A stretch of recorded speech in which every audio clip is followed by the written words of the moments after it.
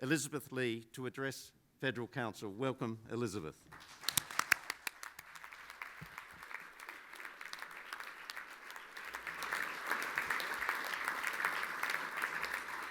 Thank you, Mr. President, and I'm a little bit shorter, so I'll just bring this down a little bit.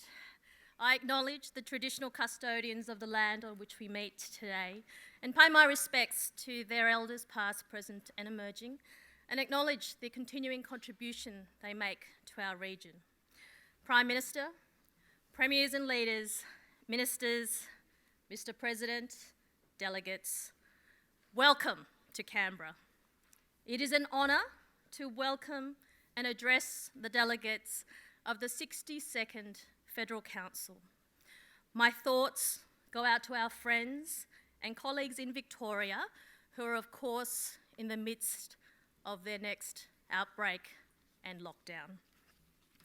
It is a stark reminder about the unpredictability of this virus and why we need to take realistic and sustainable action to combat the virus, but why we always must not be complacent.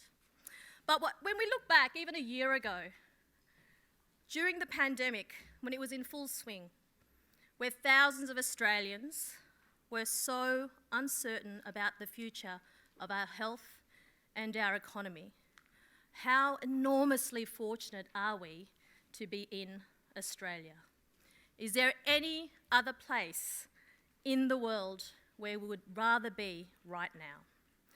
I acknowledge and pay tribute to our health professionals and other frontline workers who have stepped up when their country needed them.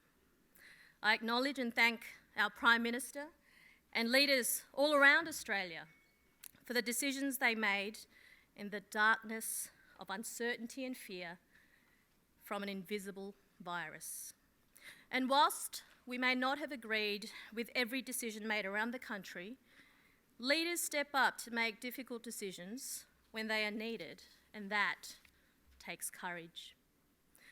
Australia is where we are today because our leaders across the country had the courage to make those difficult decisions early and did everything to support our medical experts guide Australia's health response to the pandemic.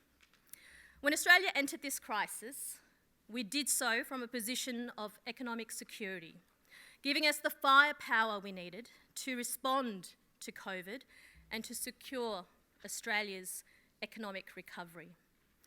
The Prime Minister and his team know, as all Liberals do, that a growing and a more dynamic economy is the best way to deliver a strong budget and guarantee essential services. And this was clearly set out in the recent federal budget with tax relief for low and middle income Australians, with support for first home buyers and single parents to purchase their home, record investments in skills and training, childcare and early childhood education so that our youngest Australians have the best start in life, and to support higher workforce participation and economic security for families, particularly for women.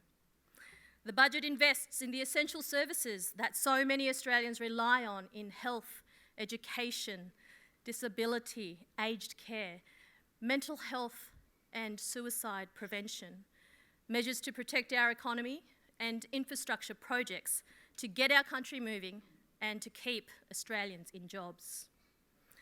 Decisions governments make are a reflection of its values, and we see so strongly how the Morrison government is putting Australia first so that all Australians get a fair go.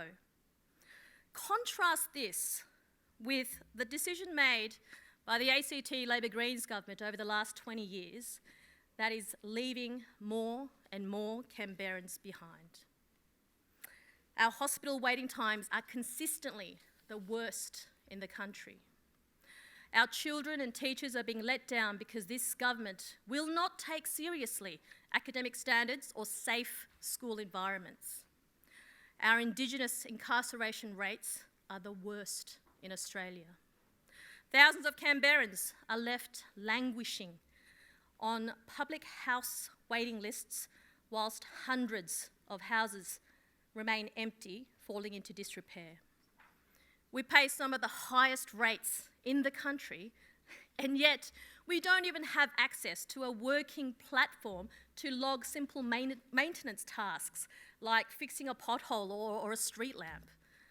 We have received record funding from the federal government, received a record revenue from rates and other charges, and yet this government has failed time and time again to provide a balanced budget, leaving the ACT in one of the weakest budget positions of all the states and territories when the pandemic hit.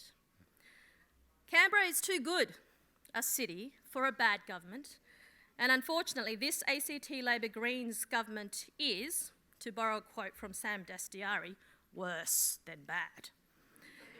And the decisions that we, as leaders, whether in government or in opposition, make today are about our values. Our liberal values of individual freedom and responsibility, a government that trusts our fellow Australians to make decisions that are best for them and their families, equality of opportunity, of working hard and making a contribution to our community, government support being provided and prioritised for those who may not have the same opportunities as others. These are Australian values. These are liberal values. And these are the values that my parents instilled in me. And these are the values that drive me as an elected member and as leader of the Canberra Liberals. I migrated to Australia with my parents, John and Cecilia, and my younger sister, Rosa, in 1986 from Korea. I was 7 and Rosa was 5. My youngest sister, Sarah, was born 2 years later, completing our family. Ours is probably a very, very typical migrant story. My parents working as labourers, cleaners, in takeaway shops. My dad having a go at small business, not once, but twice, and going bust, not once, but twice. Debt collectors coming around to our shabby little home on Blacktown Road. And through all this, I do not remember the heartbreak at my parents almost losing everything. Nor do I remember the anguish of my parents trying and failing again to create a life for us in our new home. What I do remember is my parents, and who are still to this day, still so grateful for the opportunities that Australia was providing for us to create a better life, to create a better future. The reason I'm standing here today, the reason that I am privileged to be where I am today, is because of the sacrifices that my parents made. Leaving behind a culture and a language they know, leaving behind their family and friends, so that my sisters and I could strive for something more. I didn't know at the time, and I didn't know until much, much, much later. But this lived experience embedded these values, Australian values, liberal values, deep inside me. I'm very proud to be the first Korean Australian to be elected to an Australian Parliament and the first Asian Australian to be a leader of a major political party. It was not something I set out to do, but it's a reality, and it comes with a huge responsibility to be a visible Asian face in Australian leadership. The saying that you can't be what you can't see really speaks to me. I know because as a young girl from Korea growing up in Western Sydney, a life in Australian politics was not an option for me. It was a foreign world, a world that I didn't belong in. And if I can play my part, just a small role, in inspiring other migrant Australians, especially young women, that they do have a place in Australian politics, that they do have a place in Australian public life, then that's a pretty extraordinary privilege that I've got. And let's remember that whilst ACT Labor like talking about diversity and inclusion, it's the Canberra Liberals that pre-selected and then elected the first Asian Australian leader of a major party.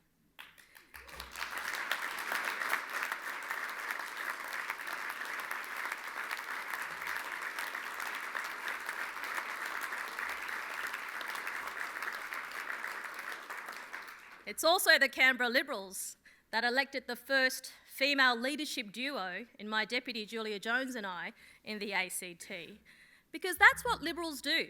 We get on with it and we get things done. And I know that our path to 2024 will clearly show to the Canberra public that a Canberra Liberals government is for the future of Canberra. A government that does more than talk the talk. A government that is led by someone who brings a diversity of life experiences and views. A government that governs for all, not the select and elite in a circle. A government that takes responsibility for its actions and respects its community. Just as I know that the Prime Minister and his team will work tirelessly to deliver a Morrison government for the people of Australia at the next federal election. Today, I stand before you as a proud, confident Liberal woman, leader of the Canberra Liberals and a mother to a young daughter. But the core foundation that made me who I am today are those Australian values, those Liberal values, and sometimes, just sometimes, I think back to where it all started. And I'm still that 7-year-old girl from South Korea who had a big dream to make her mark in her new home in Australia. And providing that hope, that opportunity, and that inspiration to the future generation is why I am where I am today. Thank you.